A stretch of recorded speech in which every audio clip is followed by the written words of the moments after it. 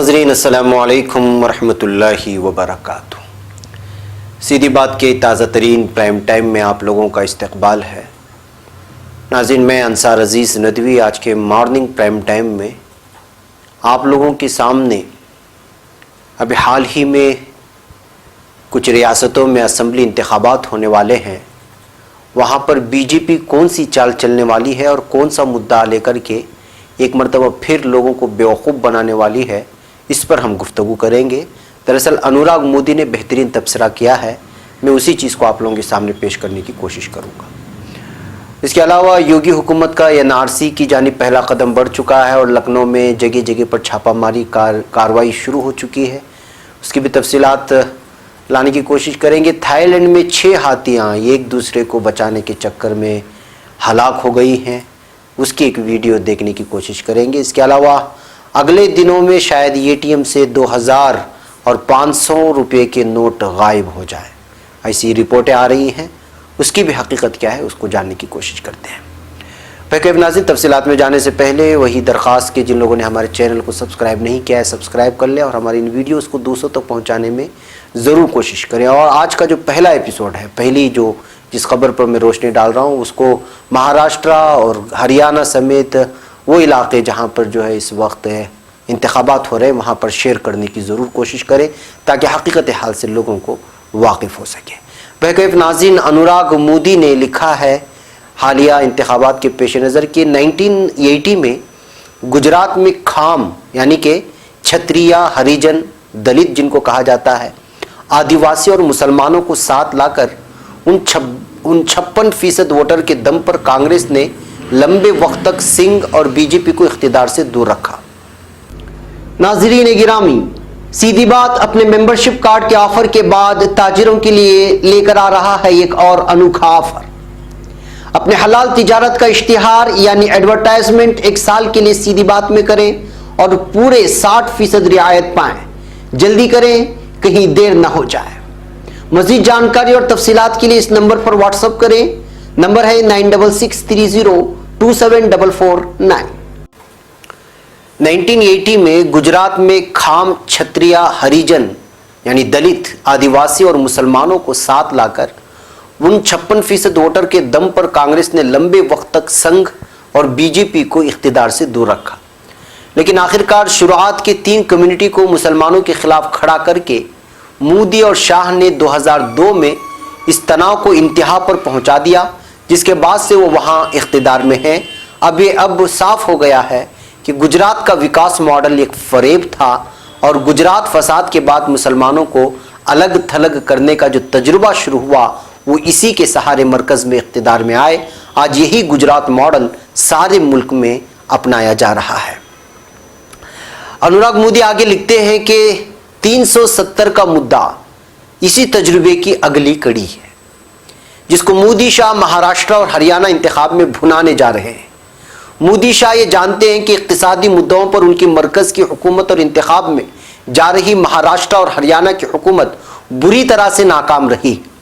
कारोबार धंधे बंद हो रहे हैं, किसानी पहले सूखे और सैलाब की मार से शदीद बहरान में है।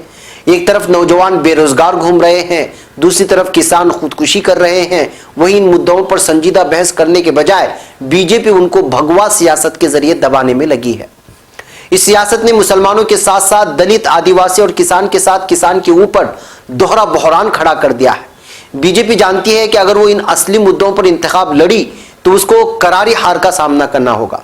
इसलिए जिस तरह से लोकसभा इंतखाबात में उसने बालाकोट के जरिए यानी जो एयर स्ट्राइक हुआ था, जिसको सर्जिकल स्ट्राइक कहा गया, ना जहाँ अलग अलग नाम दिए गए, कौमी सलामती को मुद्दा बनाया था, वहीं इन रियासतों के इंतखाबात को आर्टिकल 370 जैसे जज्बाती और मुतनाज़ा मुद्दों के दम पर लड़ने जा रही है और एक मरतबा फिर वो बेवकूफ़ बनाना चाहती है हिंदुस्तान के हिंदू, मुसलमान और सादी समाज के लोगों को। अमित शाह ने महाराष्ट्र और हरियाणा में इंतखाबी रैलियों में साफ भी कर दिया। जहां हरियाणा में उन्होंने बात 16 अगस्त को जेंद में एक रैली में कही, वहीं महाराष्ट्र में पहले 21 सितंबर को सोलापुर और वजीर आला देवेंद्र फडणवीस की महाजनादेश यात्रा की दूसरे मरहले की इख्तिताम के बाद कही। और फिर 22 सितंबर को मुंबई में हुई रैली में उन्होंने साफ कर दिया कि यहाँ 370 ही अहम मुद्दा होगा। अगर कांग्रेस और अपोजिशन को उनके इस मुद्दे की काट पैदा करना है तो सबसे पहले लोगों की इस फरेब को तोड़ना होगा कि मोदी शाह की जुगलबंदी अपने सारे फैसले मुल्क की अक्सरियत के मफाद में ले रहे हैं। आवाम के सामने सवाल उठाना होगा कि किस तरह मोदी दहशतगर्दी को खत्म करने के लिए पहले नोटबंदी फिर बालाकोट के दावे करते रहे और अब आर्टिकल 370 की बात कर रहे हैं, जबकि असलियत में दहशतगर्दी बढ़ रही है। और साथ में यह भी जोरों शोर से कहना होगा कि असल में मोदी शाह तारीख की सबसे बुरी बेरोजगारी, बर्बाद होती माइशत और किसानी पर बढ़ते बहरान से ध्यान हटाने के लिए ये सब कर रहे हैं। इसके बाद अपोजिशन को यह देखना होगा कि मोदी शाह के हिंदुत्व के एजेंडे से मुतासिर कौन कौन सी कम्युनिटी है, क्योंकि गौरक्षा का मुद्दा कभी भी अपने आप में अकेला नहीं होता है, यह मुश्तइल हिंदुत्व की नुमाइंदगी करता है। हमें याद रखना होगा कि हिंदुत्व का नजरिया मनुस्मृति से निकलता है, ना कि जय श्री राम के नारे से। संघ और बीजेपी क़यादत का मनुस्मृति में पूरा यकीन है। ये तबकाती निज़ाम की बात करता है। ये सोच मोदी जैसे पिछड़े समाज के आने वाले को वजीर आजम बनाने भर से नहीं बदलती। बीजेपी को हिंदुत्व की सोच का सीधा असर दलित, आदिवासी, मुसलमान जैसे समाज के दबे हुए तबके पर पड़ता है। इस तरह के मुश्तइल एजेंडे से उन तबकों पर कई तरह के जुल्म बढ़ते हैं, ये पूरे मुल्क में साफ दिखाई दे रहा है। अपने इस रिवायती वोटर को भूलने से ही कांग्रेस आहिस्ता आहिस्ता हर रियासत में हार का मुंह देखती रही है। आज जरूरत है इसको कि अपने वोट बैंक को समझने की। उसको ये नहीं भूलना चाहिए कि काव बेल्ट की 3 रियासतों यानी मध्य प्रदेश, राजस्थान और छत्तीसगढ़ में लंबे वक्त के बाद ये तबका उसके पास वापस लौटा है। इन रियासतों में SC ST लोगों के लिए रिजर्व कुल 180 सीटों में से 2013 में बीजेपी के पास 129 सीटें थी, यानी 71% जो 2018 के इंतखाबात में आधे से भी ज्यादा घटकर 60 पर आ गई हैं। वहीं कांग्रेस की सीटें 47 से बढ़कर 110 हो गई हैं। ये दोगुना से भी ज्यादा का इजाफा है। मध्य प्रदेश में तो उसके 41% MLA दलित और आदिवासी कम्युनिटी से हैं। साल 2003 के हार के वक्त उसके पास इस कम्युनिटी के में 5 MLA थे, जो अब बढ़कर 47 हो गए हैं। गुजरात के खाम के तजुर्बे को दोहराने के लिए यही सबसे मुनासिब वक्त है। अगर हम लोकसभा इंतखाबात के पहले साल 2014 से 2019 के दरमियान और आज तक हो रहे वाकयात को देखेंगे तो समझ में आएगा कि भले ही दलितों, आदिवासियों पर हमले के मामलों में जय श्री राम का नारा न हो, लेकिन वो लगातार हिंदुत्व की सोच से निकले तशद्दुद का शिकार हो रहे हैं। उन पर हमले बढ़े हैं। रोहित वेमुला की मौत से उसकी शुरुआत हुई थी। गुजरात से लेकर उत्तर प्रदेश तक सारे काव बेल्ट में दलितों को बांधकर मारना आम हो गया है। साल 2003 से 18 के दरमियान गुजरात में दलितों और आदिवासियों के खिलाफ जुल्म के मामले में 70% का इजाफा हुआ है और साल 2014 से 16 के दरमियान 5% मामलों में ही सजा हुई है। महाराष्ट्र में तो भीमा कोरेगांव में दलितों पर हमला करने वाले असली मुलजिमीन को पकड़ने के बजाय उल्टा उनके लिए लड़ने वाले कारकुनान को झूठे मामले में फंसाकर जेल में डाल दिया गया। जब दलितों ने भीमा कोरेगांव के मामले में पूरी रियासत में तहरीक की तो इस दौरान बड़े पैमाने पर दलितों पर मामले दर्ज हुए और कई लोगों को लंबे वक्त तक जेल में भी रहना पड़ा। वहीं बीफ बैन को भी सिर्फ मुसलमानों से जोड़कर देखा गया, जबकि काव बेल्ट की कई रियासतों जैसे गोवा और नॉर्थ ईस्ट में एक बड़ी आबादी इसका इस्तेमाल करती है और खासतौर पर महाराष्ट्र में तो दलित भी बड़ी तादाद में इसका इस्तेमाल करते आ रहे हैं। आवारा जानवरों से हिंदू मुस्लिम तमाम किसान परेशान हैं। वहीं दूध का धंधा करने वाले भी बहरान में हैं। मुल्क का ऐसा कोई शहर नहीं है जहां आवारा जानवरों की वजह से ट्रैफिक की परेशानी ना हो और इससे हुए हादसे में किसी की मौत ना हुई हो। इतना ही नहीं, एक तरफ दलितों, आदिवासियों और पिछड़ों को दिए जाने वाले रिजर्वेशन को खत्म करने का नारा संघ से बार बार उठता रहा है, वहीं दूसरी तरफ ऊंची जात को 10% रिजर्वेशन दे दिया गया। इस तरह मोदी शाह ने रिजर्वेशन के सारे माने बदल दिए। वैसे भी 370 को हटाना एक तरह से बीजेपी की हर तरह की खास सहूलत को कभी न कभी खत्म करने की सोच का इशारा है, लेकिन लोकसभा में इस सोच की इंतखाबी कामयाबी के लिए ये जरूरी था कि राइट विंग की सोच के शिकार लोगों को एक न होने दिया जाए और एक काम मोदी शाह ने बखूबी किया। उन्होंने काव बेल्ट में जितने भी अकलियत हिंदुत्व का शिकार थे, जिसे खासतौर पर दलित, आदिवासी, मुसलमान को एक साथ नहीं होने दिया। लोकसभा इंतखाबात में महाराष्ट्र में प्रकाश अंबेडकर की क़यादत वाली वंचित बहुजन अघाड़ी को पीछे से हिमायत देकर कांग्रेस और एनसीपी के दलित वोट बैंक में सेंध लगा दी। कम से कम 5 सीटों पर कांग्रेस उम्मीदवार की हार इस वजह से हुई। नांदेड़ में कांग्रेस उम्मीदवार और महाराष्ट्र के साबिक वजीर आला अशोक चौहान की हार तकरीबन 40,000 वोट से हुई। वहीं वंचित बहुजन अघाड़ी के उम्मीदवार को 1,60,000 वोट मिले। अकोला में तो वंचित बहुजन अघाड़ी का उम्मीदवार दूसरे नंबर पर रहा। इसको पूरी रियासत में इसको ये 14% वोट मिले। वहीं कांग्रेस और एनसीपी को भी तरतीब 16.27, 15.52% मिले। यानी अगर ये तीनों ताकतें एक साथ आ जाएं तो कम से कम महाराष्ट्र में तो लोकसभा नताइज कुछ और ही होते। इसी तरह उत्तर प्रदेश में दलितों को तबकों में बांट दिया। उनकी हिकमत अमली इस हद तक कामयाब रही कि दलितों और आदिवासी पर इतने जुल्म बढ़ने के बावजूद भी बीजेपी ने लोकसभा इंतखाबात में पूरे मुल्क में दलितों के लिए रिजर्व 84 में से 47 सीटों पर जीत हासिल की और आदिवासियों के लिए रिजर्व 47 में से 32 सीटों पर, यानी इस तबके के लिए रिजर्व कुल सीट में से तकरीबन 2/3 सीटों पर जीत हासिल की।